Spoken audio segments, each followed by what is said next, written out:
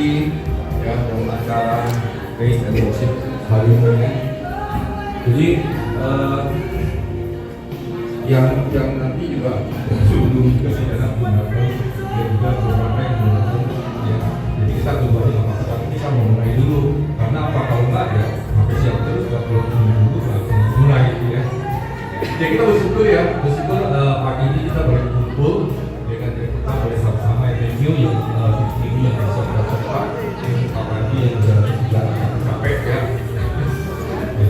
Juga ada Rizal dan juga semua panitia yang terlibat dan kita berterima kasih ya, kita bisa sama-sama bersama satu anugerah yang berdasar pada hari ini dan juga sudah kita bersyukur ya.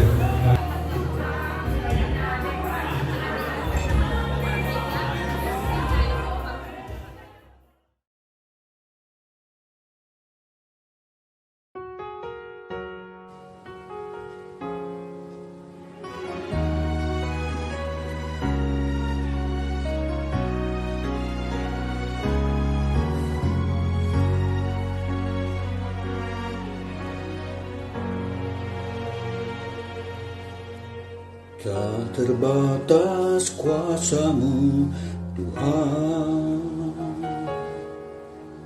semua dapat Kau lakukan. Apa yang kelihatan mustahil bagiku, itu sangat mungkin bagimu. Di saat ku tak berdaya, kuasa-Mu yang sempurna. Ketika ku percaya, mukjizat itu nyata, bukan karena kekuatan, namun Roh-Mu ya Tuhan. Ketika ku berdoa, mukjizat itu nyata.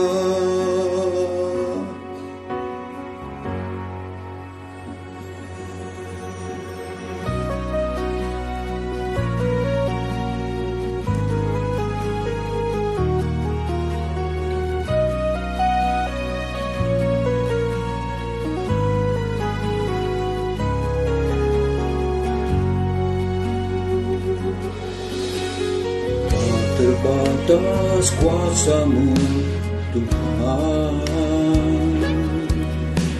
semua dapat Kau lakukan. Apa yang kelihatan mustahil bagiku, itu sangat mungkin bagimu. Di saat ku tak berdaya, kuasa-Mu yang sempurna.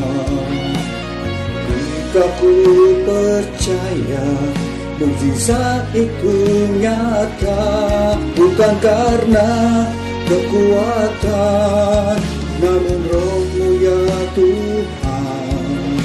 Ketika ku berdoa, mukjizat itu nyata.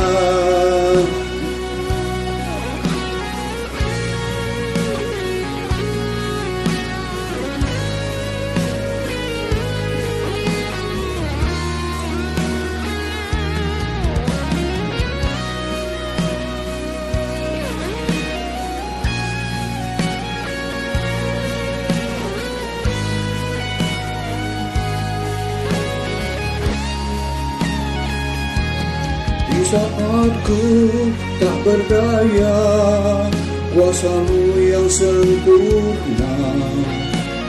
Ketika ku percaya, mukjizat itu nyata, bukan karena kekuatan, namun Roh-Mu ya Tuhan. Ketika ku berdoa, mukjizat itu nyata, mukjizat itu dekat di mulutku, dan ku hidup oleh percaya.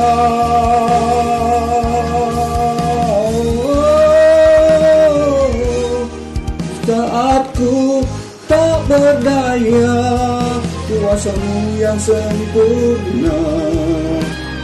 Ketika ku percaya mukjizat itu nyata, bukan karena kekuatan, namun Roh-Mu ya Tuhan. Ketika ku berdoa, mukjizat itu nyata. Ketika ku percaya, ketika ku berdoa, ketika ku percaya, mukjizat itu nyata.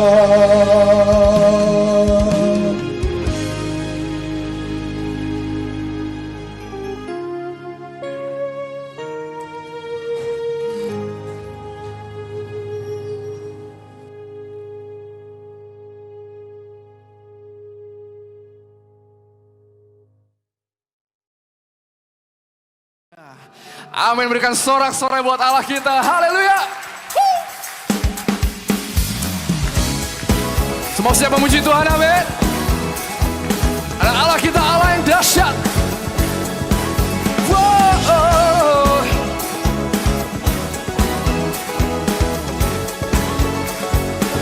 Come on. Dari utara ke selatan terdengar pujian bagi Allah. Amin. Dari barat sampai ke timur, nama Yesus disanjung tinggi. Dari pulau-pulau, lembah-lembah, gunung-gunung yang tinggi. Kemuliaan-Mu Tuhan, kemuliaan-Nya disaksikan, kebesaran-Nya diceritakan. Yesus, Yesus, nama Yesus, amin. Nama Yesus disanjung tinggi. Dari pulau-pulau, lembah-lembah, gunung-gunung. Come on, ini sih satu part. Allahku dahsyat berkuasa, seluruh bumi sujud menyembah, tinggikan nama-Mu. Allahku dahsyat berkuasa, seluruh bumi sujud menyembah, tinggikan nama-Mu. Oh.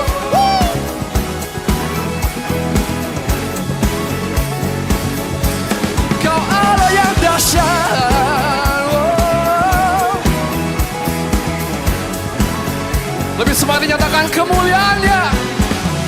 Kemuliaan-Nya disaksikan, kebesaran-Nya. Yesus, Yesus, Yesus, nama Yesus. Oh, nama Yesus disanjung tinggi. Dari pulau, lembah-lembah, gunung-gunung yang tinggi. Allahku dahsyat berkuasa, seluruh bumi sujud menyembah, tinggikan nama-Mu. Allahku dahsyat berkuasa, seluruh bumi sujud menyembah, tinggikan nama-Mu. Allahku dahsyat berkuasa, seluruh bumi sujud menyembah, tinggikan nama-Mu. Allahku dahsyat berkuasa, seluruh bumi sujud menyembah, tinggikan nama-Mu. Oh, come on, clap your hands. Biar musik memuji Tuhan. Wow. Saudara percaya kita Allah yang dahsyat, amin. Yang percaya boleh teriakan haleluya.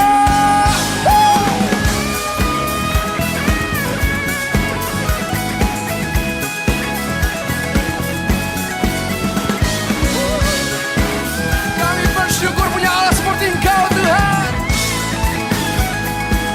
Come on. Allahku dahsyat, come on. Tinggikan nama-Mu. Allahku dahsyat berkuasa, seluruh bumi sujud. Tinggikan nama-Mu. Allahku dahsyat berkuasa, seluruh bumi sujud menyembah, tinggikan nama-Mu.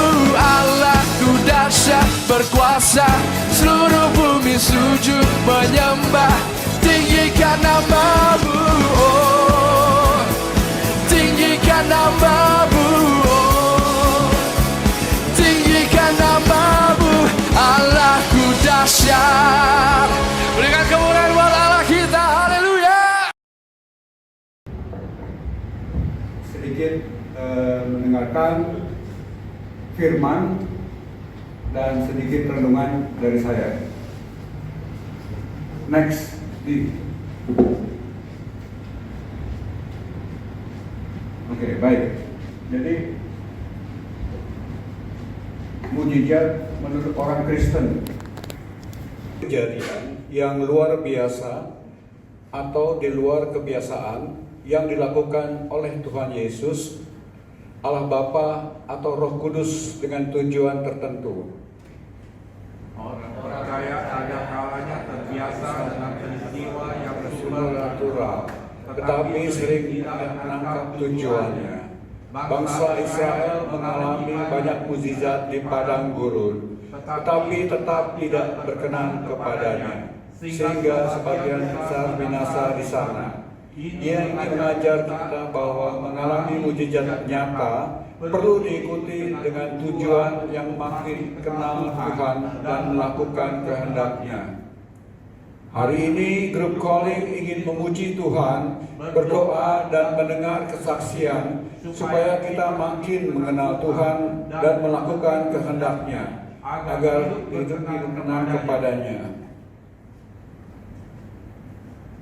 Baik. Seperti Kitab Suci juga menyatakan bahwa Yesus mengadakan mujizat Allah agar manusia percaya bahwa Ia adalah Tuhan dan Kristus. Seperti pada Kisah Para Rasul bab 2 ayat 22 dikatakan bahwa hai orang-orang Israel, dengarkanlah perkataan ini. Yang aku maksudkan ialah Yesus dari Nazaret, seorang yang telah ditentukan Allah dan yang dinyatakan kepadamu dengan kekuatan-kekuatan dan mukjizat-mukjizat dan tanda-tanda yang dilakukan oleh Allah dengan perantaraan Dia di tengah-tengah kamu, seperti yang kamu tahu. Kita bacakan bersama. Jadi seluruh kaum umat Israel harus tahu dengan pasti bahwa Allah telah membuat Yesus yang kamu salibkan itu menjadi Tuhan dan Kristus. Ketika mereka mendengar hal itu, hati mereka sangat terharu. Lalu mereka bertanya kepada Petrus dan rasul-rasul yang lain, "Apa yang harus kami perbuat?" Saudara-saudara, jawab Kristus kepada mereka, "Bertobatlah dan hendaklah kamu masing-masing memberi dirimu dibaptis dalam nama Yesus Kristus untuk pengampunan dosamu, maka kamu akan menerima karunia Roh Kudus." Yesus, tetapi hanya satu yang berkenan dan kembali ke Dia untuk memuliakan Tuhan. Kita baca bersama-sama. Lalu Yesus berkata, "Bukankah ke-10 orang tadi semuanya telah menjadi tahir? Di manakah yang 9 orang itu? Tidak adakah di antara mereka yang kembali untuk memuliakan Allah selain daripada orang asing ini?" Lalu Ia berkata kepada orang itu, "Berdirilah dan pergilah, imanmu telah menyelamatkan engkau." Baik, jadi di sini saya ingin mengungkapkan bahwa mukjizat itu bisa terjadi karena doa dan iman. Jadi apa itu definisi doa? Doa adalah berkomunikasi dengan Tuhan, dengan Yang Maha Kuasa, sehingga ini menjadi salah satu cara bagi umat yang percaya kepada Tuhan untuk menyampaikan harapan, permohonan, tapi jiwanya tidak disuburkan. Jadi kita harus balance ini antara tubuh dan jiwa. Oke. Bawa semua beban persoalan, masalah hidupmu dan serahkan semuanya ke dalam tangannya dalam doa. Belum tentu kita temukan semua jawaban masalah-masalah kita dengan doa. Namun masalah-masalah kita itu akan meleleh dalam hati kita, dan hati kita menemukan kedamaian dengan melalui berdoa ya. Nah, yang saya ingin katakan di sini juga, kita harus setia dalam doa, dalam berdoa. Setia artinya apa? Kita lakukan rutin setiap hari kalau perlu ya. Tidak perlu doa yang panjang-panjang, yang muluk-muluk. Yang kita mulai dari yang sederhana aja, doa. Nah, bahkan kalau saya berdoa itu, saya istilahnya curhat ke Tuhan gitu. Saya tidak pernah meminta sesuatu, tapi saya menginginkan sesuatu kondisi terjadi. Itu semuanya saya serahkan kepada Tuhan. Jadi contohnya, Tuhan dia begini, kalau bisa dia begitu, saya sangat bahagia gitu. Misalkan seperti itu. Biarlah Tuhan yang bekerja menentukan caranya bagaimana dia bisa jadi begitu gitu. Jangan kita mendikte Tuhan. Kalau kita minta sesuatu yang benar-benar konkret, kita mendikte Tuhan. Tuhan harus lakukan ini supaya dia begitu gitu. Oke, baik. Jadi dengan berdoa kita menemukan anugerah termulia Sang Kekasih Hati, yaitu Yesus Kristus, dan terus belajar untuk mengucap syukur dalam segala hal. Yakobus 5 ayat 16 juga menyebutkan, karena itu hendaklah kamu saling mengaku dosamu dan saling mendoakan supaya kamu sembuh. Doa orang benar yang dinaikkan dengan sungguh-sungguh sangat besar kuasanya. Ini yang perlu. Jadi artinya di sini adalah kita lihat bahwa di atas doa dan iman yang menyebabkan mukjizat terjadi. Kita pun di sini sebagai murid Kristus sebenarnya bisa melakukan mukjizat, asalkan kita punya doa dan iman. Justru di sini kita diutus untuk melakukan mukjizat itu dalam nama Tuhan Yesus tentunya. Karena Tuhan Yesus sekarang sudah tidak kelihatan, tidak ini lagi. Jadi artinya tidak tampak. Kita sebagai penerus tangannya itu kita berkewajiban untuk mengusahakan mukjizat itu terjadi. Dengan cara apa? Yaitu doa dan iman yang kuat. Lalu disebutkan di Yohanes 14 ayat 13, dan apa juga yang kamu minta di dalam namaku, aku akan melakukannya supaya Bapa dipermuliakan dalam Anak. Jadi di sini juga tujuan lain adalah memuliakan nama Kristus sebagai anak Bapa. Yang terakhir, Roma 12 ayat 12, bersukacitalah dalam pengharapan, sabarlah dalam kesesakan, dan bertekunlah dalam doa. Baik, itu saya kira yang bisa saya bawakan. Terima kasih, Tuhan memberkati.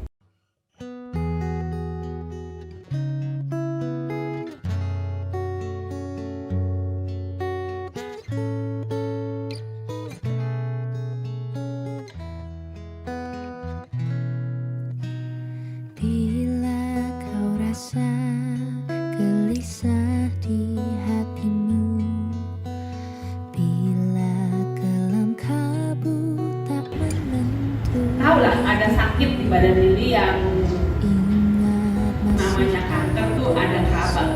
Cuman saat itu punya pemikiran nggak tahu kenapa, udah nggak usah ngomong lah, ngapain sih ngomong gitu. Kalau di ngomong juga kayaknya sih udah kondisinya udah nggak bagus, nanti malah nyusahin keluarga, nyusahin suami, terus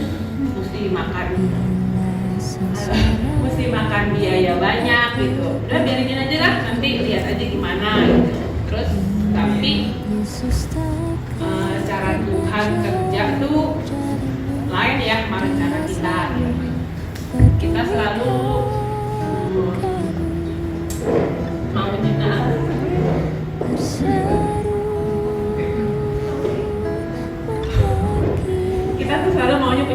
pikiran apa maunya kita gitu. Tapi ternyata tuh Tuhan punya satu rencana yang lebih baik buat diri kita. Waktu Lili dalam tanda kutip terdesak untuk ngomong sama keluarga itu, Tuhan tuh udah menempatkan baik waktunya, baik kondisinya itu. Yang Lili sekarang baru tahu tuh ternyata memang yang paling pas, baik kondisi keluarga, kondisi Lili sendiri gitu. Selama udah nyampein ke keluarga, tentu gak bohong lah, semua shock ya, semua ada kagetnya, semua ada down-nya begitu. Apalagi pas periksa ke dokter, kondisinya udah dibilang stadium 4 karena udah sampai ke tulang tengah, dia bilang itu tulang punggung. Shock pasti ada. Kita semua sempet down, tapi jadi cuma bisa tetap ngadu ke Tuhan. Ajaibnya ada aja gitu jalan yang bikin Lili tuh nggak merasa ditinggalin sama Tuhan sama sekali gitu. Baik dari mula-mula periksa dokternya sampai akhirnya kita semua ambil keputusan untuk berobatnya ke Pineng gitu. Titik-titik itu, step-stepnya itu tuh yang setiap hari kita bawa ke doa itu benar-benar Lili merasakan Tuhan tuh bekerja dalam setiap langkahnya Lili, setiap doanya Lili gitu. Paling berasa gini, kalau kita udah tahu kita kemo itu kan ada stepnya, periksa darah, dia habis periksa darah, istilahnya mau dicolok kanan, colok kiri, cabut kanan, cabut kiri gitu. Amazingly lucu sih kalau kita pikir, antara lucu dan kagum cara kerjanya Tuhan. Kita pasti sebelum ditusuk dalam tanda kutip, kita kan pasti gue ditusuk lagi gitu kan, sakit nih, gue tusuk jarum nih. Yang Lili kerjain tuh cuma satu, doa sama Tuhan. Dan lucunya, amazingnya itu mendadak itu yang namanya rasa takut itu ganti jadi rasa damai gitu. Ya udah kita tusuk ya, dan lebih sering tidak sakit dibandingin sakitnya gitu. Jadi antara yang kita takutkan itu tuh ternyata tuh Tuhan urusan kecil untuk tusuk jarum pun yang kita takutkan itu Tuhan menolong gitu. Apalagi kalau menurut Lili untuk hal yang lebih besar. Dan sekarang sesudah kemo yang ke-6, karya Tuhan, mujizat Tuhan itu berasa lagi. Karena kemarin ada di kanan kiri, yang kanan itu memang lebih besar posisinya. Dokternya dari awal bilang ini nggak bakalan bisa kecil, maksudnya hilang. Yang sebelah kiri itu ada 2 titik. Waktu pertama-tama dokternya mengukur kurang lebih sekitar 2 sentian. Kemarin USG yang sebelah kiri itu udah hilang. Udah hilang, yang sebelah kanan itu jauh mengecil. Ya buat Lili sih itu salah satu mujizat Tuhan ya yang terjadi di hidup Lili gitu sampai hari ini. Dan Lili percaya kalau memang Tuhan mau sembuhkan Lili, Tuhan punya cara sendiri yang Lili cuma bisa angkat tangan biar dia turun tangan. So far sih yang Lili rasakan baik keluarga, baik diri sendiri tuh benar-benar ngerasain kalau mujizat Tuhan tuh memang ada. Makanya waktu pas si Wan bilang, Li, lu mau nggak kesaksian? Dia bilang, gue nggak pernah kesaksian kok. Nanti kalau gue ngaco gimana nih gitu. Enggak lah, pokoknya lu ngomong aja apa adanya. Kalau menurut Tuhan tuh kesaksian sama apa hidup lu tuh memang Tuhan tuh ada, jadi lu kasih kesaksian aja.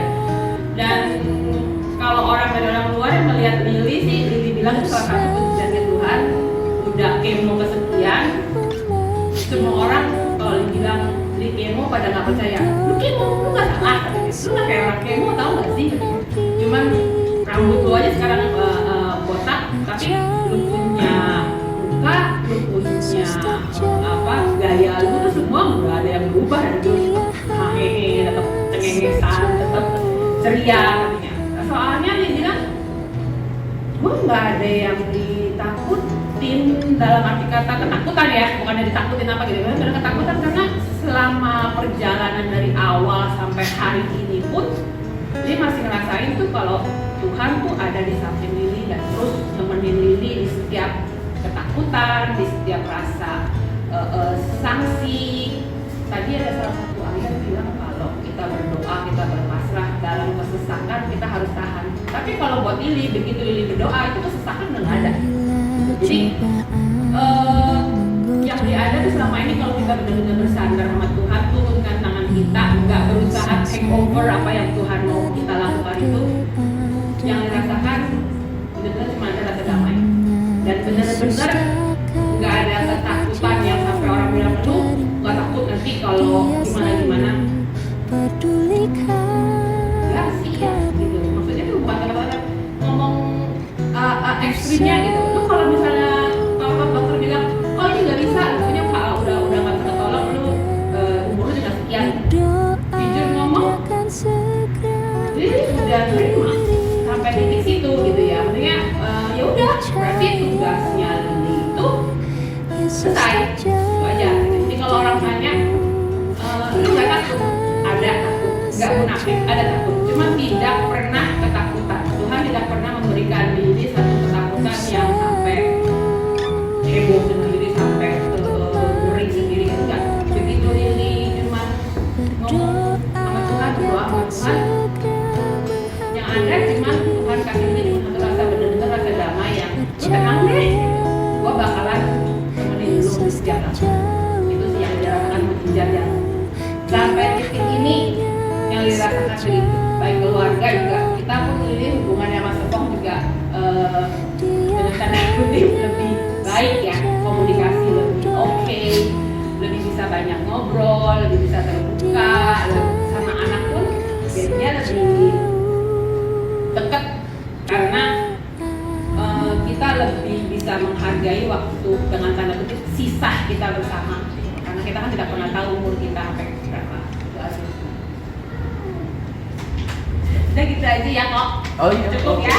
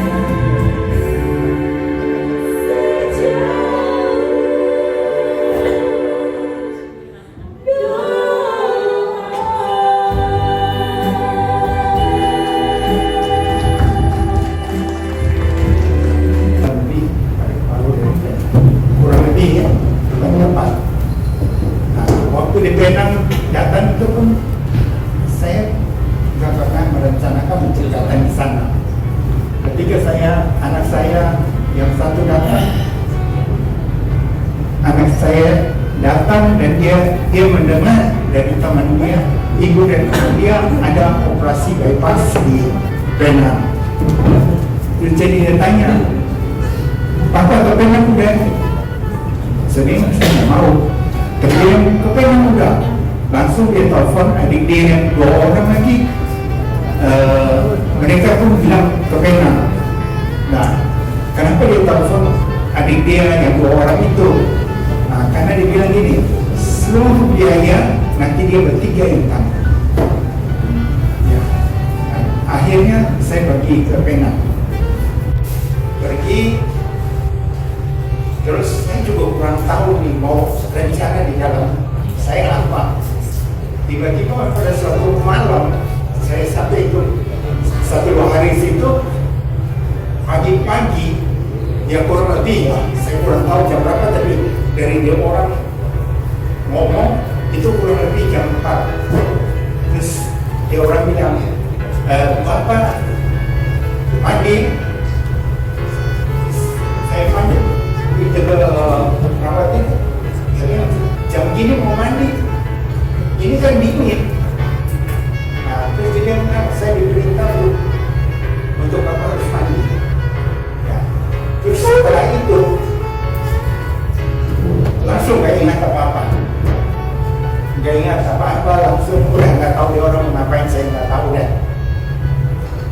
Waktu saya buka mata, saya lihat kok di samping kiri kanan kasurnya berbeda.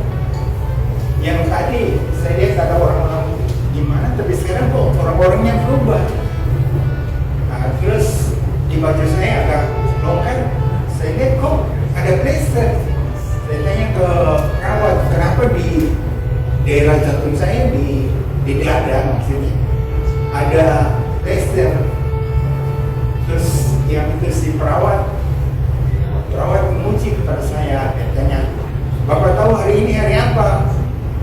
Saya bilang hari Jumat. Dia bilang, coba sekali lagi pikir hari apa hari ini. Saya tetap ngotot di hari Jumat. Nah, terus akhirnya dia bilang, enggak, ini sekarang udah hari Sabtu. Udah hari Sabtu, jadi katanya dia bilang, saya udah gak sadar beberapa jam. Karena operasi jantung ini perlu kurang lebih 5 jam. Nah, 5 jam itu berbeda sama yang di sini yang ngomong. Saya ke rumah sakit Cipto, dia ngomong pun agak sama. Oh, ini ada operasi sekitar 5-6 jam. Nah, tapi dia bilang setelah itu di otak saya ini kayak brand. Tapi ternyata kenapa di Malaysia itu langsung saya buka mata, langsung saya bisa jawab apa yang namanya. Nah, ini saya bingung. Nah, makanya orang banyak ke Malaysia atau Penang karena mungkin cara pengobatannya lebih baik. Nah, setelah saya operasi selesai, ya langsung dipindah di kamar yang lain. Itu cuma kurang lebih 2-3 hari, 2 hari lah. Terus hari ketiga dia bisa pulang. Nggak tahu memang di sana lebih jago atau memang dia mau kasih jalan tempat supaya orang yang datang. Nah, dari situ saya ngerti bahwa anak-anak kita harus kita jaga yang benar. Karena tadi yang tadi anak-anak bilang, akan nggak usah sepikir, semua akan dia orang yang tahu. Nah, jadi kalau ada anak yang kita rawat yang benar, kita sayang dia, jangan kita sia-siakan apa yang menjadi tanggung jawab kita. Nah, jadi dia bertiga yang tanggung seluruhnya sampai tiket pesawat, hotel sampai pergi ulang dia tanggung. Jadi jangan sia-siakan anak.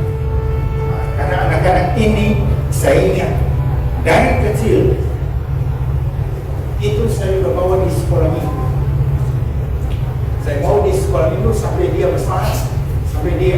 SMP, SMA, saya bawa di gereja juga, ikut sekolah minggu dan sebagainya.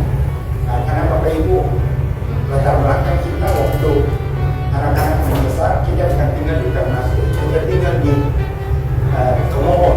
Pernah dengar nama itu? Nah, saya tinggal di Tomohon. Kenapa saya tinggal di Tomohon?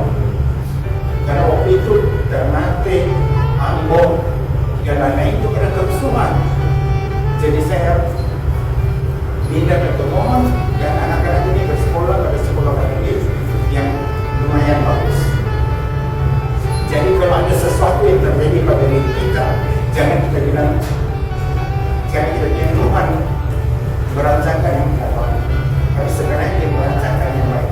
Nah, akhirnya dia bersekolah itu, dia dapat ada pendeta yang lain yang bimbing ke dia sampai dia ada sampai hari ini dengan cara pendidikan Kristen yang bagus. Ya, itu kurang lebih gitu.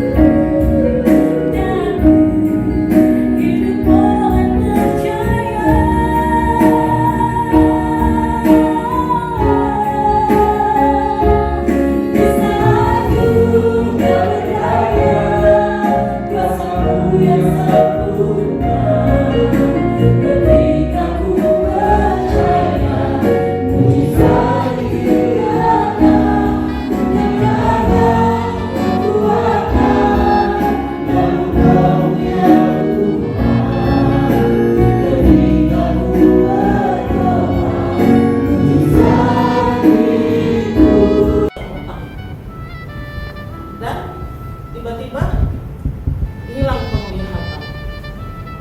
Saya waktu menjenguk,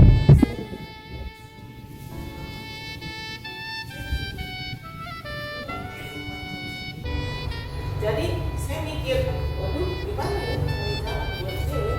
Saya browsing internet, saya tanya orang gimana belajar supaya mereka survive. Ketemulah Adi, luar biasa nih. Saya ketemu Adi di satu tempat dia mengajar, dia counselor lulusan Atmajaya, luar biasa kan? Begitu saya ketemu Mas Adi ini, kan ngobrol-ngobrol. Ternyata bukan saya menolong mereka, mereka jadi inspirasi buat saya.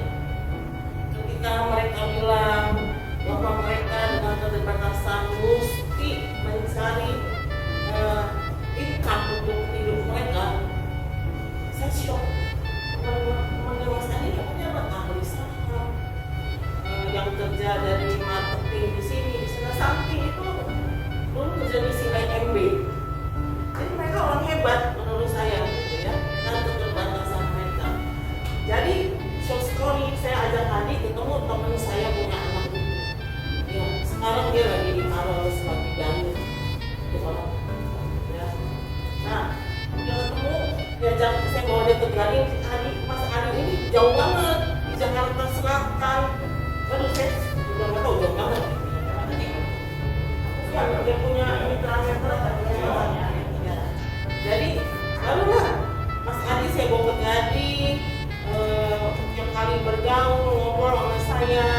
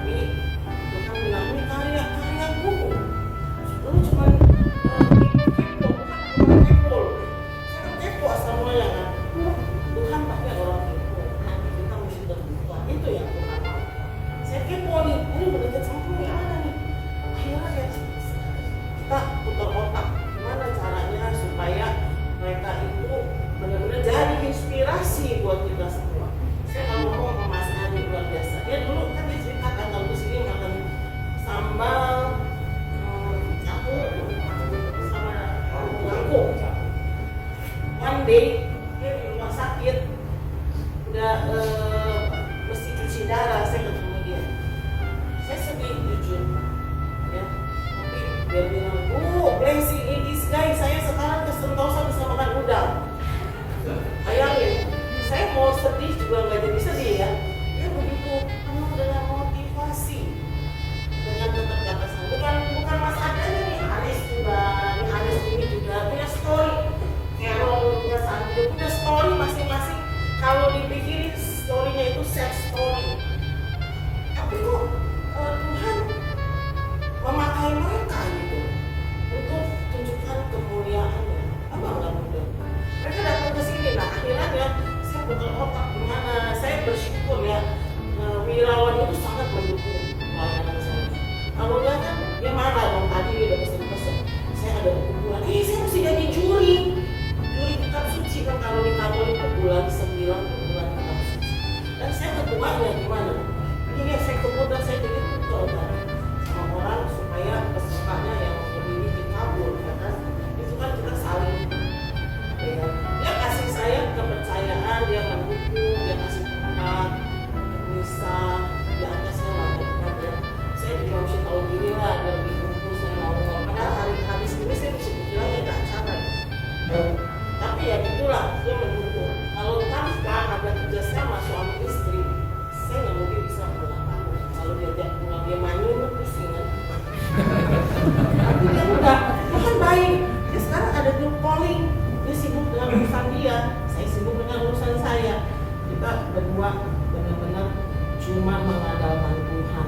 Tuhan, saya selalu mengatakan gini, Tuhan, apa yang bakal kita berikan? Saya tuh bukan orang pintar, saya tuh nggak ada kemampuan apa-apa. Tapi Tuhan tunjukin mereka ini, kita orang pintar-pintar loh, hebat loh. Aris nih kalau main dia bisa main grand piano, saya ada grand piano di sini. Kalau main apa yang mau bilang kayak konser gitu. Nah, itu kan luar biasa di mereka gitu ya. Jadi mereka itu udah bagian dari saya. Dan sekarang kita bikin gimana? Tiap kalau kita kan ada rosario ya kalau Katolik ya. Kita buat tiap Jumat jam 12 rosario. Semua yang menjalankan itu teman-teman di Pedro. Karena saya juga dilatih sabar. Kadang-kadang ayam bisa hang, ada suara sabar, ya kan? Tapi sabar sih kadang-kadang udah sabar. Makanya kayak saya tunggu mereka kan ada cara. Saya sekali tunggu orang saya jalan gini, entok, ya kan? Kok dia bisa lihat? Itulah saya dilatih kesabaran, dilatih gimana punya hati untuk sesama kita. Terus tiap kita mengundang ya kalau ada waktu ya, tiap Sabtu terakhir di sini kita ada yang bisa adorasi di atas terus makan di sini. Dan kurang lebih tak aja ngeliat yang 70-an ya.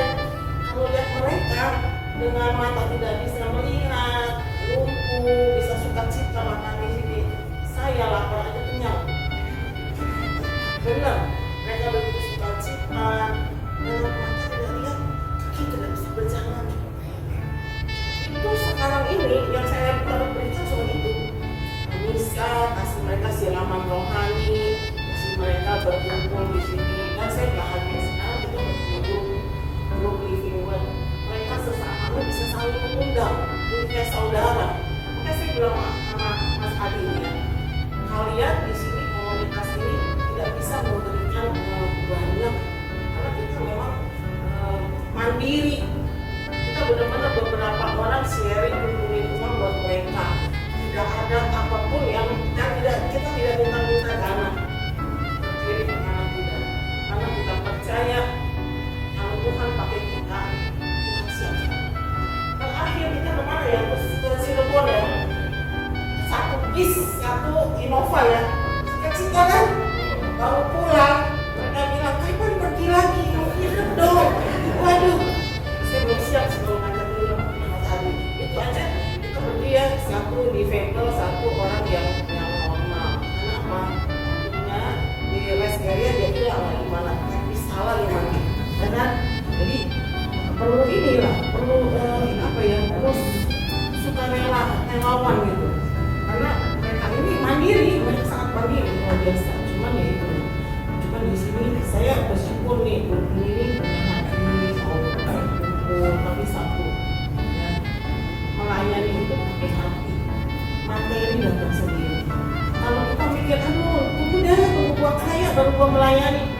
saya tidak kaya-kaya, bukan kaya materi, bukan hanya materi. Itu yang saya alami. Karena saya belum menikah itu memang itu udah mau setahun ya. 11 tahun ya. Nah yang luar biasa, orang yang jadi yang saya bilang teman saya yang anaknya umur itu, dia dying, dia udah parah sekali, tinggal tunggu waktu aja. Dia buta, dia bisa bikin buku juga. Karena buku dia mau terbit. Semoga keburu sampai tanggal 17. Dan luar biasa ya, pokoknya Bapak Ibu kalau ada waktu, saya mudah-mudahan untuk hari Sabtu terakhir bersama mereka kita berdoa, bersyukur. Ya, tadi kan saya bilang Mas Adi, itu luar biasa. Cuma satu yang saya bersama Mas Adi. Udah lakukan suci darah, anggap aja dia nggak sakit. Ya kan ini bagus kan? Itu udah terjadi loh gimana? Anggap tidak sakit. Benar itu menginspirasi kok Mas. Bahwa harus siap melepaskan kebenaran. Mesti. Saya bingung ya. Ada teman saya udah 10 kita masih kemana-mana digangguin cucu. Ya kan? Aduh, kalau apa-apa ini ke teman saya sendiri. Bisa lah, cucu gua mau begini. Saya bilangin ya, waktu kita sudah tidak panjang, terus something. Kita nggak tahu kita mau pilih mana yang nanti ya. Kita nggak tahu kan mau pilih mana. Terus something lah. Mas Adi saya bilang, janganin lah Mas. Kalau cuci darah, anggap aja lagi istirahat.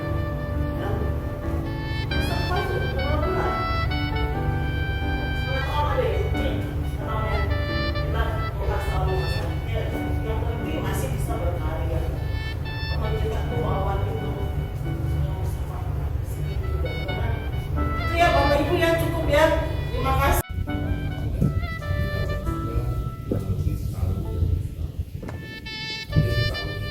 Membentuk komunitas developer. Salah satunya kami yang dibentuk adalah ada istri saya Santi, itu ada Carol, dan ada Aris, dan ada lagi yang lain. Kami seperti biasa mengadakan seperti berdoa, kemudian dia bernyanyi bersama seperti ini juga, dan ada sukacita di antara kami. Tapi waktu itu ya Tuhan itu berkata lain pada saya secara pribadi. Waktu itu saya kenal dengan Pak Wirawan dan Bu Rosika masih dalam keadaan dalam vonis walaupun saya tunanetra, saya dari itu memang sudah punya penglihatan yang sangat minim. Saya tidak bisa melihat, yang sebelah kiri sudah tidak bisa melihat, sebelah kanan sedikit sekali. Jadi saya tumbuh besar sekolah, dan puji Tuhan ditemani keluarga yang baik. Tuhan Yesus sudah selalu menyertai saya hingga saya besar. Tetapi pada ketika kira-kira mungkin 12 atau lebih ya, 13 tahun yang lalu, 2013 kejadiannya. Nah, ya 10 tahun ya, 10 tahun yang lalu tiba-tiba saya terserang hipertensi, dan saya waktu itu dibawa ke dokter karena pendarahan. Tetapi waktu itu dari dokter tidak dianjurkan untuk minum obat setiap hari, sehingga akhirnya mengenai ginjal saya. Nah, kurang lebih 2013 ya, 10 tahun lalu saya dipanggil oleh dokter, ternyata ginjal saya sudah menurun fungsinya, jadi sudah menurun, jadi tinggal 20%. Saya tanya sama dokter, gimana supaya saya tidak cuci darah? Ya bisa, tapi itu ya keajaiban. Jadi kamu harus diet protein. Jadi tidak boleh makan protein, sedikit boleh, karena kita juga harus makan protein, sedikit harus makan protein, sedikit saja. Oke. Akhirnya saya mencoba diet protein.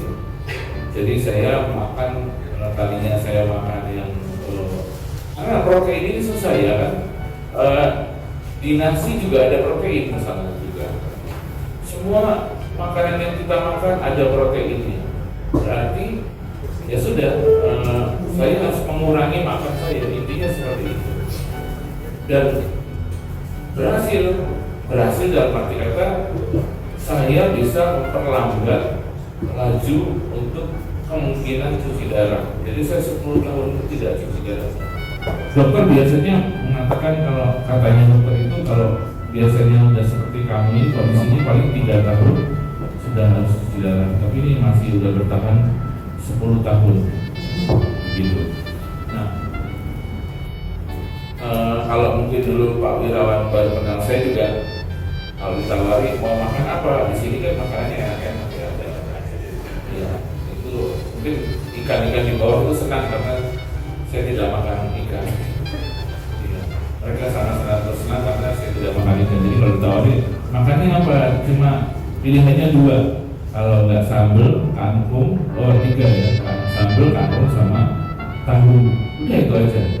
Yang lain nggak bisa makan karena seenak apapun itu saya tidak bisa makan karena itu mengandung protein tinggi. Saya sampai waktu itu berat waktu awal saya sakit itu 70, beratnya 70. Sampai akhirnya menyusul terus sampai berkurang sampai 49. Jadi kurus sekali ini memang, bukan karena dia, tapi memang menjadi kurang gizi ya, karena gizinya dikurangi. Nah, tetapi ya itulah, itu kalau dibilang bagaimanapun ya, akhirnya ya Tuhan dan Tuhan yang berkata lain. Nah, pada kira-kira bulan April lalu ternyata memang sudah tidak bisa diselamatkan lagi. Tiba-tiba waktu itu saya sedang minum kopi di kantor. Saya sehari-harinya saya sebagai konselor di sebuah lembaga pendidikan. Nah, sedang minum-minum begitu, terus tiba-tiba saya lupa, nggak sadar, begitu bangun sudah di IGD. Kenapa saya? Ya ini pingsan. Ternyata setelah dicek saya harus cuci darah karena kreatinina sudah tidak bisa ditolerir lagi, jadi harus cuci darah. Nah, mulai saat itulah saya waktu itu kira-kira lebaran ya kemarin saya sudah cuci darah pertama kali. Nah, ketika cuci darah itu kan darah itu diambil dari namanya, kalau mungkin ada bapak ibu mungkin dokter ya, namanya saluran sedenal, itu dari leher atau dari paha. Nah, saya diambilnya dari leher, tapi itu bukan permanen, jadi harus diganti, harus di suatu saat, jadi paling lama artinya 2 tahun, ya setahun paling lama, jadi tidak boleh kalau lama karena lawan infeksi. Jadi di leher sebelah sini, inilah kelihatan, ini saya dan sini. Nah, ini harus dirubah, yaitu harus dari tangan, namanya pemasangan sini dong. Nah, saya waktu itu operasi awal pertama gagal karena tidak menemukan pembuluh darahnya karena terlalu kecil.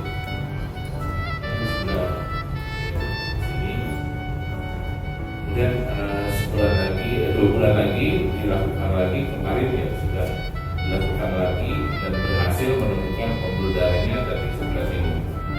Jadi lebih maju. Jadi kalau mereka kata dokter kalau lebih maju sebelah sini, jangan sampai sebelah kanan, karena kalau sebelah kanan batang ini beraktivitas. Nah, otomatis ternyata menemukannya di sekitar situ. Sini. Nah, jadi kalau mungkin ada bapak ibu yang pernah lihat atau darah, kita pegang transminonya ini, dia akan bergetar seperti handphone. Caranya keras sekali dan tidak dikemas. Nah, tadi malam saya kan sudah untuk setelah operasi, tanya konsultasi dokter dan saya tanya dokter gimana untuk kelangsungan saya, kelangsungannya gimana? Ya sudah bisa pakai Smino, iya, tapi saya masih punya aktivitas. Karena ini pemusik, saya pemusik. Saya harus saya pemusiknya bermain flute ya, main suling. Saya harus menekuk tangan saya, boleh tidak? Sayangnya tidak boleh lah. Ya oke lah, kalau cuma sekian detik berapa segini, oke. Karena kalau terlalu lama itu akan membekukan darah. Jadi, itu yang jangan sampai terjadi lagi, karena saluran ini adalah sebagai saluran untuk cuci darah. Ini adalah jadi line of life. Jadi jangan sampai mengangkat beban berat. Seperti ini kalau sudah tidur, saya kalau tidur sudah dikasih bantal supaya saya tidak lupa, tidak menindih ya. Terus kemudian saya jangan mengangkat beban berat lagi dan jangan menekuk lagi. Berarti saya ya sudah tidak bisa main flute lagi, tidak terpaksa. Ya, bagaimana pilih? Gimana mau pilih nanti sebentar lagi atau ya misalnya pilihannya saya tetap ingin hidup. Cuma kan memang konsekuensinya berat sekali. Tadi malam saya cerita sama istri saya itu gimana ya, saya itu main flute itu dari kecil, ingin sekali main flute, dan Tuhan kasih kesempatan saya akhirnya bisa main flute. Tapi dengan situasi saat ini Tuhan ya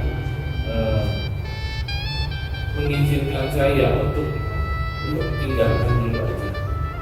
Saya tidak tahu rencana Tuhan apa, tapi saya mau di saat-saat sekarang ini saya mau mencoba belajar melepas semuanya, melepas apa yang Tuhan mau lepaskan dari saya mau coba, saya menurut. Dan begitu memang saya bisa main piano, bisa main harmonika, masih bisa apa yang bisa saya lakukan, pokoknya Tuhan izinkan saya akan lakukan. Saya harus saya tahu saya berat. Saya cerita sama istri saya kemarin, saya sehari-hari pekerjaannya adalah sebagai konselor di sebuah yayasan di Jakarta Selatan, dan saya biasanya sehari-harinya membimbing juga tunanetra yang baru mengalami ketunanetraan. Saya setiap hari itu menghadapi teman-teman yang banyak di antara mereka yang ada yang baru S3 di Korea, tiba-tiba terserang leukoma begitu, lalu frustasi, dan mereka sedang berjuang untuk hidup. Saya teringat mereka. Tuhan sudah izinkan saya bisa bermain flute, dan saat ini Tuhan izinkan untuk melepaskan, untuk tinggalkan, untuk pensiun sebagai pemain flute. Saya teringat lagi teman-teman saya yang saya bimbing. Sungguh mereka juga berjuang, tapi Tuhan tahu ternyata ini mungkin Tuhan ingin juga. Saya tahu kenapa, mungkin kali ada Bu Lili, kenapa Bu Lili itu Pak Bernard, kenapa kita diizinkan seperti ini. Saya tahu, saya yakin sekali karena kita memang disanggupan menerima salib itu, dan gak ada orang lain yang bisa lebih tahu, lebih hebat, lebih mampu selain dari kita sendiri yang memanggul salib kita sendiri. Saya tahu ini berat, saya tahu ini bukan hal yang mudah, tapi saya tahu saya juga tidak hidup untuk saya sendiri. Saya punya ada istri yang luar biasa yang mendampingi saya. Dia menikah dengan saya saat saya sedang sakit. Jadi waktu saya sudah gak ganteng lagi, dia masih mau dengan saya. Terus kayak gitu, ya. Terus dikaruniai anak yang luar biasa, tidak ikut di sini. Saya punya anak 3 tahun, lucu sekali, dan puji Tuhan dia melihat. Dan saya tahu juga masih banyak teman-teman lain yang harus saya temani. Saya tahu hidup saya juga tidak mudah untuk hal ini ya, untuk apa yang baru saya alami. Tapi saya yakin Tuhan mengizinkan itu terjadi karena Tuhan tahu saya bisa. Dan nanti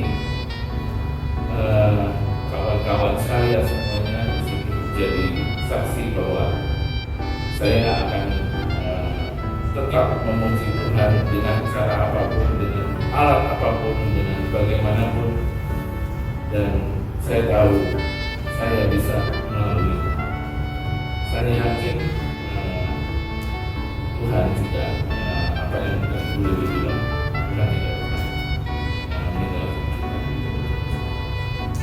Saya tahu bahwa masih banyak orang lain yang ada di samping saya, istri saya, anak saya, sahabat-sahabat saya yang baru mengalami keternetraan yang juga harus saya dampingi, harus saya temani, dan saya yakin sampai Yesus kami akan jadi hidup.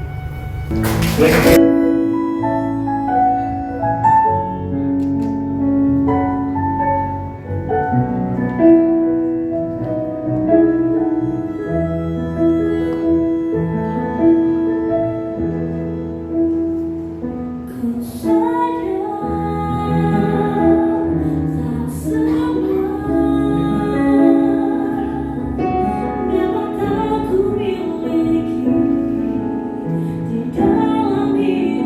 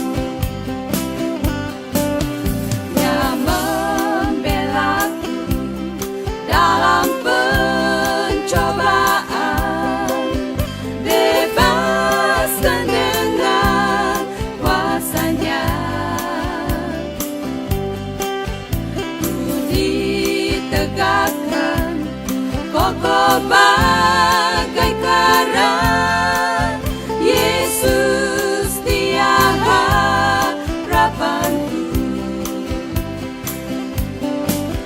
Yesus harapan jiwaku. Yesus pelepas dosaku. Dia pohon selamat dan kesenanganku. Yesus dia harapanku. Dia menyediakan bagiku di sorga tempat yang indah dan senang.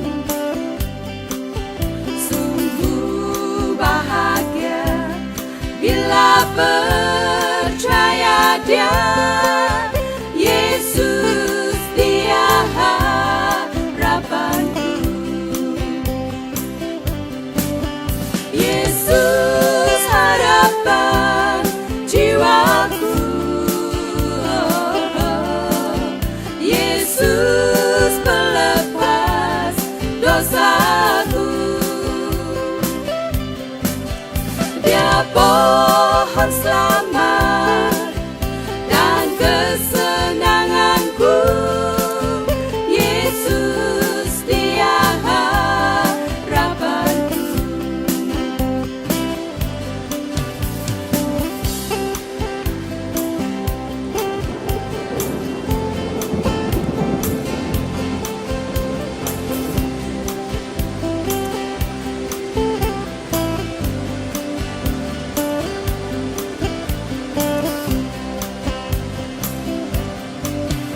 Dia menyediakan bagiku di sorga tempat yang indah dan senang. Sungguh bahagia bila percaya Dia. Yesus dia harapanku. Yesus harapan jiwaku. Yesus pelepas dosaku. Dia pohon selamat dan kesenanganku. Yesus dia harapanku. Yesus harapan jiwaku. Yesus pelepas dosaku. Dia pohon selamat dan kesenanganku. Yesus dia harapanku. Yesus dia harapanku. Yesus